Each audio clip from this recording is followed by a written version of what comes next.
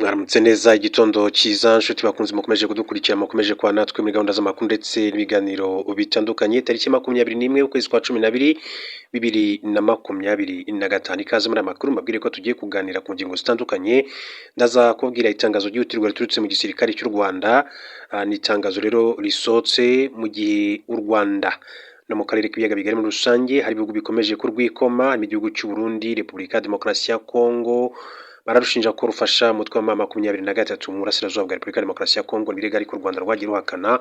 Leta zunze ubumwe za Amerika zirakomeza gukora ibishoboka byose kugira ngo umubano w'igihugu cy'u Rwanda ndetse na RDC n'u Burundi we kuzamo agatotsi cyangwa se gukomeza kuzamba mu buryo bwo kurushaho, ariko kandi n'amasezerano yashyizweho umukono tariki ya 4 z'ukwezi kwa 12 na Perezida Paul Kagame ndetse na Perezida Felix Tshisekedi witwa Neva cyangwa se Perezida Evariste Ndayishimiye yari yitabiriye nk'umuhamya. Dr William Samoei Ruto w'igihugu cya Kenya yari yitabiriye nk'umuyobozi w'umuryango wa Afurika y'Uburasirazuba. Jessica Arupo minisitiri w'intebe w'igihugu cya Uganda nawe akaba yari yitabiriye uyu muhango wabereye i Washington DC muri Leta Zunze Ubumwe za Amerika. Itangazo rivuga rero kuri General Vincent Gatama wa RDF cyangwa se igisirikare cy'u Rwanda ndarigarukaho rikambaza mbaye inshamake makuru ingenzi yihutirwa azindutse avugwa muri iki igitondo mu Rwanda ndetse no mu karere. Reka nyahere muri Benin babwire ko wahoze ari minisitiri w'ingabo afunzwe akekwaho kugira uruhare muri coup d'etat yapfubye mu gihugu cya Benin. Wahoze ari minisitiri w'ingabo ndetse n'umunyapolitiki ukomeye cyane utavuga rumwe n'ubutegetsi Candide Azanai yashyizwe muri gereza by'agateganyo mu rwego rw'iperereza ku gikorwa cyo gushaka guhirika ubutegetsi cyaburijwemo mu ntangiriro z'uku kwezi k'Ukuboza kwa 12 nk'uko byatangajwe na AFP n'ibiro ntaramakuru by'Abafaransa. Azanai akurikiranyweho ibyaha birimo gucura umugambi wo guhungabanya leta ndetse no gushishikariza abaturage kwigomeka ku butegetsi nyuma yo gufatwa mu cyumweru gishize ku cyicaro cy'ishyaka rye i Cotonou mu murwa mukuru wa Benin. Ibi bibaye rero nyuma y'uko abasirikare bagera kuri 30 benshi muri aba bakaba ari abasirikare ba leta bamaze gufungwa bashinjwa ubugambanyi mu rwego rwo gukurikirana abari inyuma y'igerageza rya coup d'etat cyangwa se irikwa ry'ubutegetsi ryabaye tariki ya 7 Ukuboza 2025 ariko rikaza gupfuba. Kuri uyu munsi rero itsinda ry'abasirikare ryatangaje kuri televiziyo ko leta yahiritswe, no kuvuga ko televiziyo ya leta ko yahiritse Perezida Patrice Talon w'iki gihugu cya Benin, ariko kandi bidatunze ingabo z'igihugu zaramushyigikiye ku bufatanye n'ingabo zo muri kirere za Nigeria zahise rero zigarura umutekano n'ituze zitsinda abarwanyi. Imirwano yabaye kandi abantu baguye muri icyo gikorwa mu gihe bamwe mu bayobozi bageragezaga rero coup d'etat bakiri mu bwihisho. Bari uwavuzwe nk'umuyobozi rero mukuru w'icyo gikorwa Lieutenant Colonel Pascal Tigre nyuma y'amasaha make menshi abazwa n'urukiko rwa Benin rushinzwe ibyaha by'iterabwoba. Candide Azanai yahise ajyanwa gufungwa mu rukerera aherekejwe n'abapolisi muri iki gihugu cya Benin. Aya makuru akomeje kugenda avuga, reka nce mu gihugu cy'u Burundi babwire ko uwitwa Perezida Evariste Ndayishimiye yongeye kandi kuvuga amagambo gashoza ntambara ku gihugu cy'u Rwanda. Perezida Evariste Ndayishimiye w'u Burundi yongeye kuvuga amagambo y'ubushotoranyi ku Rwanda yashinje kuba rero rutabaniye neza igihugu cye cy'u Burundi. Uyu mugabo yavuze ayo magambo kwa gatanu tariki ya 19 Ukuboza nyuma y'ibirori yaramaze kwakirwamo n'abagize inzego z'umutekano z'u Burundi byari bigamije kumwifuriza we n'umuryango we umwaka mushya 2026. N'ibirori byabereye mu kigo gikoreramo batayo ya 22 y'abasirikare umutwe w'abakomando girereye Gitega mu murwa mukuru wa politike. Nyuma y'ibi birori wari umwanya ukomeye cyane kuri Ndayishimiye wo kwibasira u Rwanda yashinje gushyigikira abifuriza nabi Burundi mbere yo kwivovota ko igihugu cye kitavogerwa. Yabwiye abasirikare n'abapolisi bari kumwe nawe ati nitubice ku ruhande akariho karavugwa, murabizi ko dufite umuturanyi wo mu majyaruguru y'igihugu cyacu yavugaga u Rwanda utatubaniye neza, ubuho akaba akomeje kuduhigira akubita agatoki ku kandi ngo u Burundi nibwo bumuvangira umugambi wo gusenya ibihugu bituranyi barimo nka Kongo. Ati nawe rero kandi n'ubudahwema kandi gushyigikira abifuriza inabi u Burundi. Ndayishimiye yabwiye u Rwanda kumenya ko igihugu si cyana, igihugu sabana, u Burundi ni igihugu kitavogerwa. Uyu mugabo kandi yaboneyeho gusaba inzego z'umutekano z'igihugu cye kuryamira amajanja ndetse no kurikanura bafatanyije n'abayobozi n'abaturage bose, abizeza ko urwo rugamba nawe arwiteguye mu buryo bwose. Yunzemo ati ndabamenyesha ko n'abaturage bose kandi barikanuye, ati uzahirahira agatera igihugu cy'u Burundi iyo ntambara azamenya uko ayitangiye, ntazamenya uko izarangira. Icyo namubwira ni uko intambara izarangirira iwe kuko Imana ntirenganya. Bwana Nevan perezida w'igihugu cy'u Burundi akomeje kandi kwigaragaza nk'ufite ubwoba bwo gushozwaho intambara n'u Rwanda mu gihe muri Mutarama 2024 ubwo yari Kinshasa mu murwa mukuru wa Repubulika ya Demokarasi ya Kongo ari weruye ko yiteguye gufasha mu mugambi wo gutera u Rwanda agakuraho ubutegetsi bwa Perezida Paul Kagame mu Rwanda. Umugambi yakomereje mu mikoranire ingabo z'u Burundi zimaze igihe zifitanye n'umutwe wa Genocide wa FDLR usanzwe urwanya ubutegetsi bw'u Rwanda, aho impande zombi zifasha ku rugamba ingabo za FARDC mu ntambara zirwana mu mutwe wa AFC 23 bitandukanye na Ndayishimiye kandi wavuze inshuro nyinshi zitari nke ko yiteguye kurwana n'u Rwanda rwo nta na rimwe rwigeze ruvuga ko ruteganya kujya mu mirwano n'u Burundi, ndetse mu bihe bitandukanye rwakunze kugaragaza ko nta mutwe n'umwe urwanya ubutegetsi bw'u Burundi bifitanye imikoranire. Mu gihe ubundi bwashinjaga u Rwanda ko u Rwanda rufasha umutwe wa Red Tabara wiganjemo abagerageje kudeta muri 2015 ku butegetsi bwa Petro Nkurunziza ariko ikaza gupfa. Mu gihugu cya Uganda Perezida Yoweri Kaguta Museveni tureba amakuru akomeje kugenda amuvugwaho. Yitwa Yoweri Kaguta Museveni perezida w'igihugu cya Uganda yagaragaje ko atishimiye uburyo urubanza rw'umunyapolitike Dr Kizza Besigye utavuga rumwe n'ubutegetsi bwe rutinda, kandi ko nta ruhare leta ibifite mu Dr Kizza Besigye yafatiwe Nairobi muri Kenya tariki ya 16 Ugushyingo 2024 yoherezwa muri Uganda ashinzwe ibyaha bifitanye isano n'umutekano w'igihugu birimo gushaka kugira nabi Perezida Yoweri Kaguta Museveni. Bimwe mu byatindije urubanza rwe harimo kuba yaranze kuburanishwa n'urukiko rukuru rwa gisirikare kandi ari umusivili. Urukiko rw'ikirenga rwaye kandi agaciro impamvu ye rwanzura ko aburanishwa n'urukiko rwa gisivili. Urubanza rw'ubujurire kwifungwa n'ifungwa ry'agateganyo, gushidikanya ku bubasha bw'inkiko no kwihana abacamanza abashinja kubogama ndetse nabyo byatumye urubanza rwe rutinda kuburanishwa mu mizi. Icyakora nubwo bimeze bityo Dr Kizza Besigye wanganye kenshi cyane Perezida Yoweri Kaguta Museveni mu matora mu gihugu cya Uganda ariko akaza gutsindwa, yemeza ko leta ya Uganda ariyo yafashe icyemezo cy'uko amaze gufungwa kandi ko gukurikiranwa kwe gufite impamvu za politike aho kuba iz'ubutabera buboneye mu gihugu cya Uganda. Perezida Yoweri Kaguta Museveni yohereje Vice Perezida w'Inteko Ishinga Amategeko Thomas Tayebwa ku ivuko rya Dr Kizza Besigye mu karere ka Rukungiri kugira ngo rero asobanurire abaturage icyatumye urubanza rw'umuntu wabo rutinda. Mu mwanya wa Perezida Yoweri Kaguta Museveni Tayebwa yagize ati turiteguye ariko kandi igihe cyose tugerageje kumva urubanza rwe abanyamategeko be bazana ibibazo bituma akazi k'abacamanza kagorana. Kuva yafungwa amaze gutanga amabaruwa arenga 10 asaba ubucamanza kudatangira urubanza. Dr Kizza Besigye yabaye umusirikare kuva mu gihe cy'urugamba rwo kubura Uganda rwarangiye mu mwaka 1986 yasezerewe ubwo yari afite ipeti rya colonel. Yabaye kandi inshuti magara na Yoweri Kaguta Museveni n'umuganga we Gite. Uyu munsi rero akaba afunzwe muri iki gihugu cya Uganda. Mbere gato yuko tujya ku yandi makuru yacu harimo n'inkuru yacu nyirizina kuri General Vincent Gatama wa RDF, reka mbabwire ko urukiko rukuru rw'igisirikare cya Repubulika ya Demokarasi ya Kongo rwatangiye kuburanisha Lieutenant General Philemon Yav Ilungi wabaye umuyobozi w'intara ya gatatu y'igisirikare cy'iki gihugu. Intara ya gatatu y'igisirikare cya RDC igizwe n'intara zigera isanzwe ya Kivu y'Amajyaruguru, Kivu y'Amajyepfo, Ituri, Maniema ndetse na Chopo. Uyu mugabo rero akaba yaragiye ashinjwa gukorana n'igihugu cy'u Rwanda. Lieutenant General Yav umenyekanye nka Tigre yatawe muri yombi muri Nzeri 2022 mu gihe urugamba rw'ingabo za RDC n'umutwe wa 23 murasirazuba bw'iki gihugu rwari rukomeje gukaza umurego. Ubushinjacyaha kandi bwavuze ko bufite ibimenyetso bigaragaza ko Lieutenant General Yav Philemon yavuganye n'abantu bo muri leta y'u Rwanda burimo ubutumwa bwanditse. Bwavuze kandi ko Lieutenant General Yav yahuriye na Brigadier General Mehu Rumbu Evariste muri Sena Hotel muri RDC amubwira ko nta mpamvu afite yo kujya imbere mu rugamba kuko insinzi yabonaga ntacyo yamufasha. Ngo yabwiye Brigadier General Mehu ati Mehu, ni gute wowe General uhora ujya imbere ku rugamba? Ntabwo uzi ko insinzi wageraho izagirira inyungu ababangala? Wowe ntituzakubona. Ubwo urubanza rwa Lieutenant General Yav kandi rwatangiraga ku itariki ya 19 Ukuboza humviswe imyirondoro ye ndetse n'ibyahashinjwa birimo kugambanira igihugu, kuba mu mutwe w'ingabo zitemewe ndetse no gusaba abasirikare gukora ibinyuranyije n'akazi kabo. Inshuro nyinshi abasirikare ba RDC batsindwaga urugamba mu bice bitandukanye by'uburasirazuba bw'igihugu.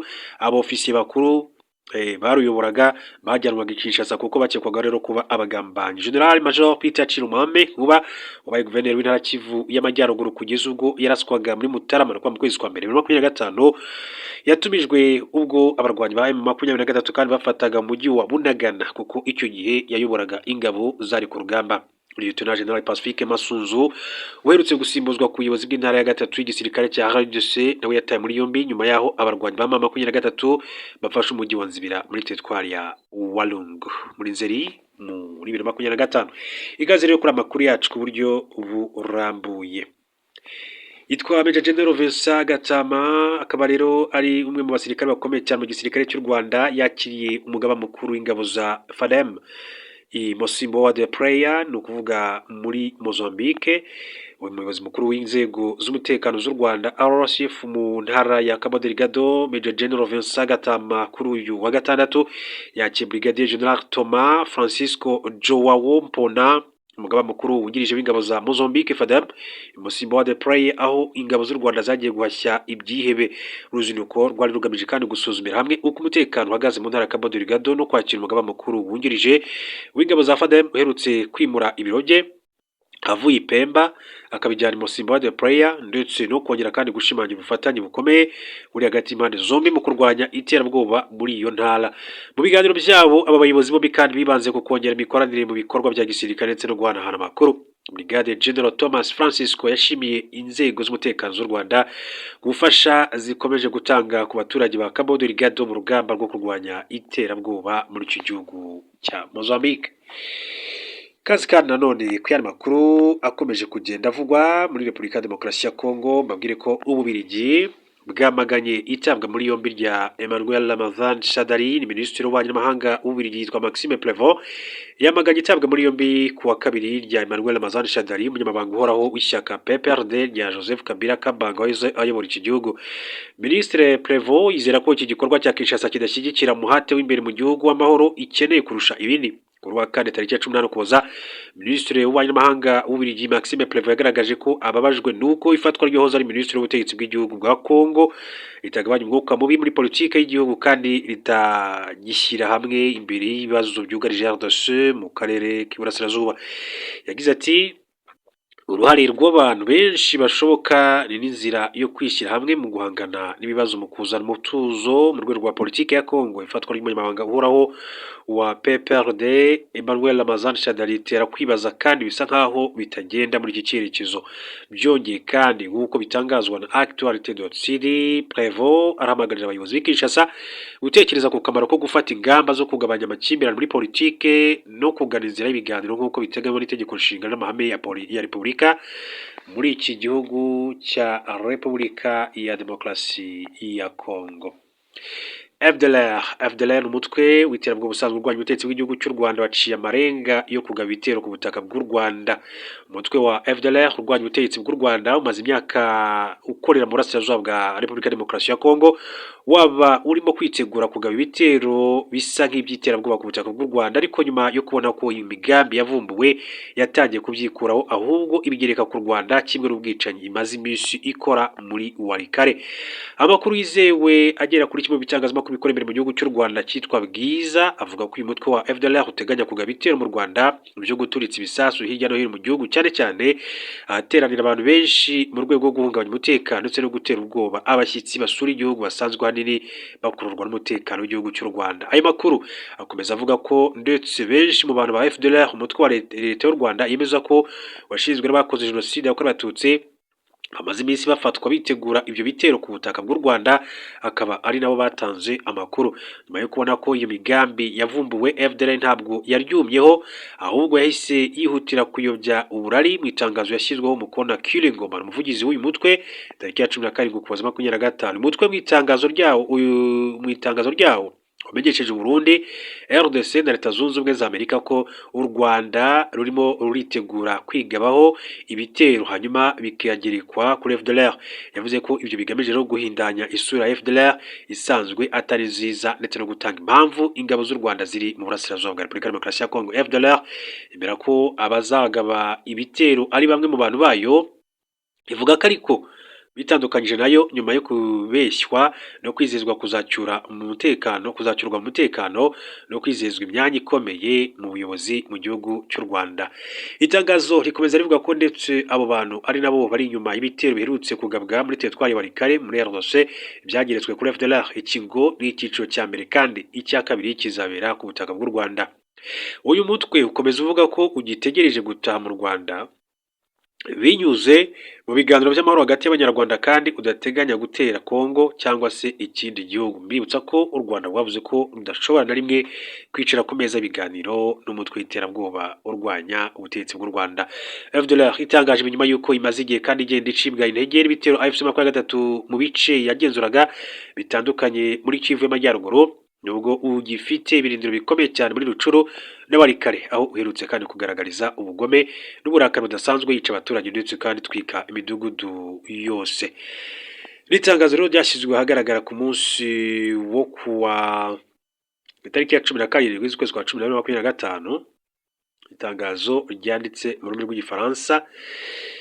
Communiqué de presse, le Front démocratique de libération du Rwanda FDLR porte à la connaissance du gouvernement de la République démocratique du Congo, du gouvernement du Burundi, du gouvernement des États-Unis d'Amérique que Kigali préparait une série d'attaques sur son propre territoire destinées à être imputées au FDLR. Ces attaques sont conquées pour tenir délibérément l'image du FDLR, créée et inactif de menaces artificielles servir de prétexte à la justification de la présence militaire rwandaise illégale dans l'est de la République démocratique du Congo.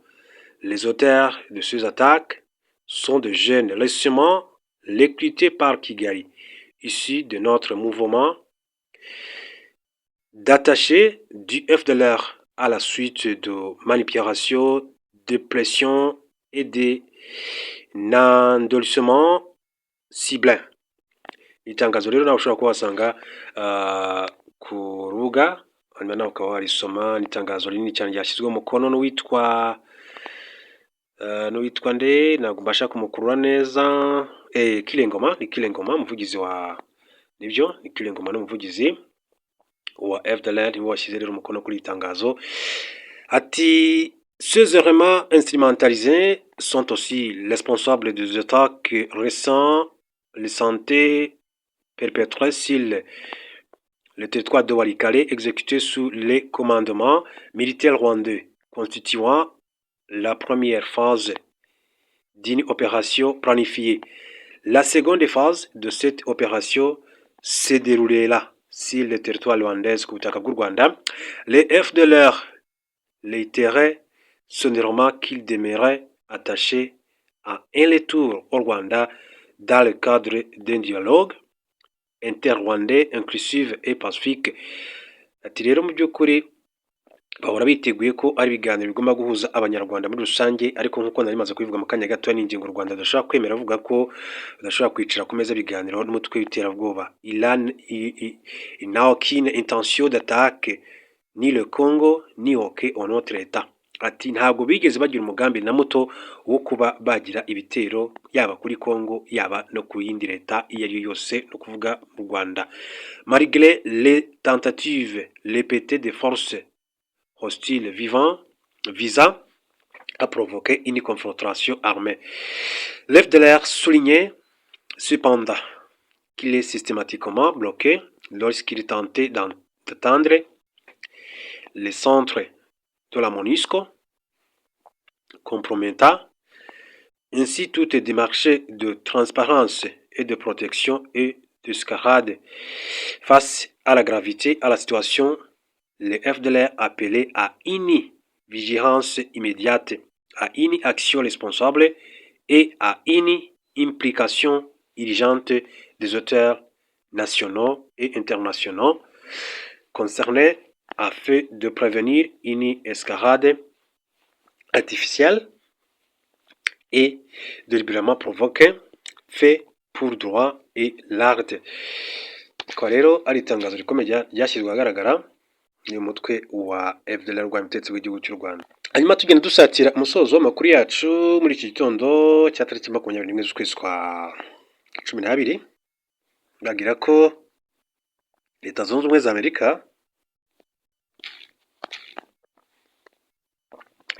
za Amerika amakuru avayo aravuga yuko iki gihugu cyafashe ubwato bwari hafi ya Venezuela mu mazi mpuzamahanga. Abayobozi bagera kuri 3 bakuru muri Amerika kandi babwiye Reuters mu makuru by'Abongereza ko ubu bwato bwafashwe na Amerika nyuma y'uko Perezida Donald Trump Leta Zunze Ubumwe za Amerika amaze iminsi atangaje ko nta bwato butwaye ibikomoka kuri peteroli buva cyangwa se bwinjira muri Venezuela buzongera kandi kwemererwa gutambuka. Minisiteri ya Venezuela ishinzwe ibikomoka kuri peteroli n'ikigo cy'ubucuruzi bw'ibikomoka kuri peteroli ntibagize icyo bavuga kuri iki kibazo. Ubushinwa nibwo mukiriya wa mbere ugura peteroli ya Venezuela ingana na 4% y'iyo bwinjiza mu gihugu, mu gihe buri munsi hacukurwa tugunguru ibihumbi 600 nk'amakuru akomeza kuyabishimangira muri iki gihugu cya Venezuela. Uretse ko Venezuela imaze iminsi hari umubano mubi hagati ya Venezuela ndetse n'igihugu cya Leta Zunze Ubumwe za Amerika ushingiye ku kuba Leta Zunze Ubumwe za Amerika ivuga yuko ariyo yinjiza ibiyobyabwenge byinshi cyane ku butaka bwa Amerika, ariko uwitwa Nicolas Maduro perezida w'igihugu cya Venezuela niwe ukomeza gushinjwa gukwirakwiza ibiyobyabwenge mu bihugu bitandukanye cyane cyane muri Leta Zunze Ubumwe za Amerika.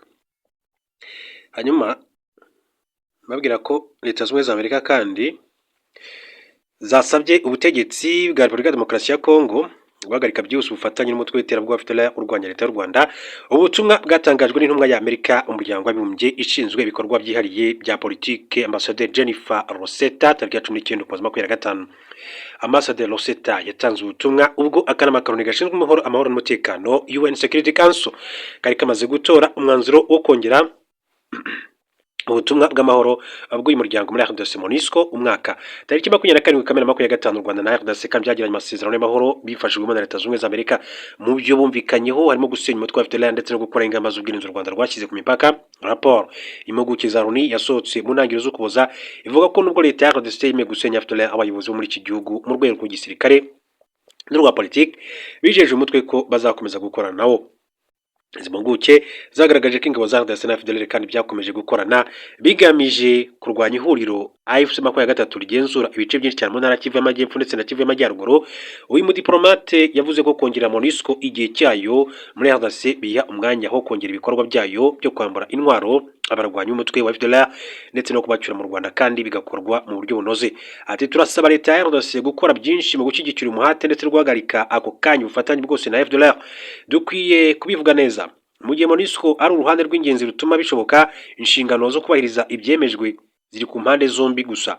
Ambassadeur Rosetta yatangaje ko mu gihe kandi impande zombi zakora ibyo byose bisabwa, MONUSCO nayo yakora byinshi cyane biri mu nshingano zayo zirimo gushyigikira ibikorwa by'ubutabazi ndetse no kugenzura ibahirizwa ry'agahenge cyangwa se ceasefire mu rurimi rw'icyongereza. Soreze kuri Putin, Perezida Vladimir Putin w'igihugu cy'Uburusiya yasezeranyije ko nta zindi ntambara zizabaho niba Uburengerazuba bwubashye Uburusiya. Perezida w'Uburusiya Vladimir Putin yavuze ko nta zindi ntambara zizabaho nyuma ya Ukraine niba Uburusiya bwubashywe, ndetse yapfobeje ibivugwa ko Uburusiya buteganya gutera ibihugu by'i Burayi, avuga ko aramanjwe. Mu kiganiro cyanyuze kuri televiziyo cyamaze hafi amasaha 4 n'igice, umwanditsi mukuru wa BBC ku Burusiya yitwa Steve Rosenberg yabajije Perezida Putin niba hazaba ibindi bikorwa byihariye bya gisirikare. Iyo mvugo niyo Putin yarakoresha mu kuvuga igitero gisesuye Uburusiya bwagabye kuri Ukraine. Yashimangiye ati nta gikorwa no kuvuga operation na kimwe kizabaho nimutwubaha nimwubaha inyungu zacu nk'uko buri gihe kandi tugerageza kandi kubaha izanyu. Mbere yaho muri uku kwezi bwa Putin yavuze ko Uburusiya butarimo guteganya kujya mu ntambara n'Uburayi, ariko ko Uburusiya bwiteguye agakanya niba abanyaburayi bashaka intambara.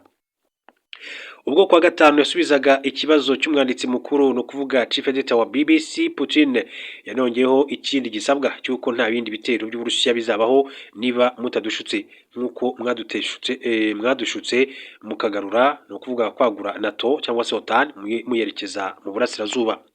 Bwana Putin amaze igihe ashinja uwo muryango wo gutabarana w'Uburayi na Amerika kwisubiraho kubyo avuga ko Uburengerazuba bwari bwarasezeranyijwe.